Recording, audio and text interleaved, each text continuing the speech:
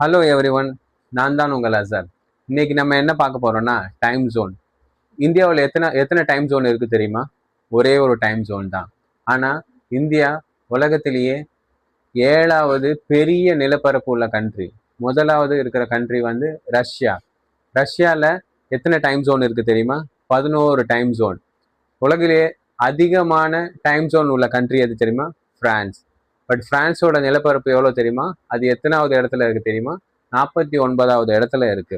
ஆனா இந்தியாவில் நம்ம 7வது பெரிய நிலப்பரப்பு உள்ள நாடா இருக்கும். ஆனா ஒரே ஒரு டைம் ஜோன் தான் யூஸ் பண்றோம். டைம் ஜோன்னா என்ன? நம்ம முன்ன இந்த நோக்கியா ஃபோன் யூஸ் பண்றவங்க தெரிஞ்சிருக்கோம். நம்ம நோக்கியா ஃபோன் இந்த சிஸ்டம்ல ஒர்க் பண்றவங்களுக்குலாம் தெரிஞ்சிருக்கும். அதில் பார்த்தீங்கன்னா டைம் வரும். Chennai GMT, Mumbai GMT, Kolkata GMT அப்படி சொல்லிட்டு வரும். 3 டைம் ஜோன் இருந்திருக்கு. வெள்ளைக்காரங்க இருக்கும் போது 3 டைம் ஜோன் வச்சிருந்தாங்க. அதாவது சவுத்துக்கு ஒன்று, சென்ட்ரலுக்கு ஒன்று, வெஸ்ட்டுக்கு ஒன்று அப்படி வச்சிருந்தாங்க. ஆனா இதை இந்தியா போன்ற டெக்னாலஜி இல்லாத கண்ட்ரின்றதால நம்மளால அதை சரியா மெயின்டைன் பண்ண முடியல. பிரான்ஸ்ல பாத்தீங்கன்னா 12 டைம் ஜோன் இருக்கு. யூஎஸ்ல 6 டைம் ஜோன் இருக்கு. இந்த மாதிரி டைம் ஜோன்ன்றது எதுக்காகனா ஒவ்வொரு ஊர்லயும் சூரியன் ஒரு ஒரு டைம்ல உதிக்கும், இன்னொரு டைம்ல சீக்கிரம் மறைஞ்சிரும். இப்போ இந்தியாவில பாத்தீங்கன்னா ஏபியில தான் ஃபர்ஸ்ட் உதிக்குது. ஏபின்னா ஆந்திர பிரதேஷ் இல்லை, அருணாச்சல பிரதேஷ். ஸோ அங்கதான் ஃபர்ஸ்ட் இந்தியாவில் சன்ரைஸ் ஆகிறது அங்கதான்.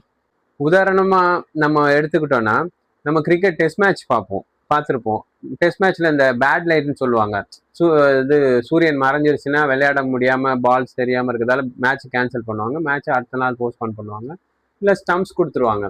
இந்த மாதிரி சுச்சுவேஷன் நம்ம பார்த்துருப்போம். ஆனா அதே டைம்ல நம்ம ஊர்ல வெளிச்சமா இருக்கும். என்னடா இங்க வெளிச்சமா இருக்கு, அந்த ஊர்ல பேட் லைட், அதுக்குள்ள சூரியன் மறைஞ்சிருச்சா அப்படின்னா அதுதான் உண்மை. ஆக்சுவலா இந்த ப்ராட்காஸ்டிங் சிஸ்டம் எப்படி பண்றாங்கன்னா எல்லாருமே அந்த மேட்சை பார்க்கணுன்றதுக்காக அவங்க ஒரு டைம் ஃபிக்ஸ் பண்ணிக்கிறாங்க. அந்த டைம் ஃபிக்ஸ் பண்ணும் போது என்ன ஆகுதுன்னா அது பேட் லைட்ல இந்த மாதிரி பேட் வெதர் கண்டிஷன்ல போய் விட்டுருது. ஸோ இந்த மாதிரி பிரச்சனை தான் இருக்கு. இந்த டைம் ஜோனால இந்தியாவில் பலாயிரம் கோடி மின்சாரம் லாஸ் ஆகுதுன்றது, கரண்ட் அதாவது எலக்ட்ரிசிட்டி பவர் லாஸ் ஆகுதுன்னு ஒரு ஸ்டாட்ஸே இருக்கு. இந்த டைம் ஜோன் நம்ம மெயின்டைன் பண்ணோம்னா பலாயிரம் கோடி யூனிட் மின்சாரம் நம்மளால சேமிக்க முடியும். எப்படின்னா, நான் இப்போ நான் ஒரு கம்பெனியில் ஒர்க் பண்றேன். இப்போ சென்னையை பொறுத்த வரைக்கும் ஒரு ஷிஃப்ட் 9 to 6. அதே 9 to 6 கொல்கத்தாலையும் 9 to 6 வச்சிருப்பாங்க. ஆனா மார்னிங் 9 அவங்களுக்கு மிட் ரேஞ்சில் வந்துடும், வெயில் அதிகமாக இருக்கும். அதே ஈவினிங் 6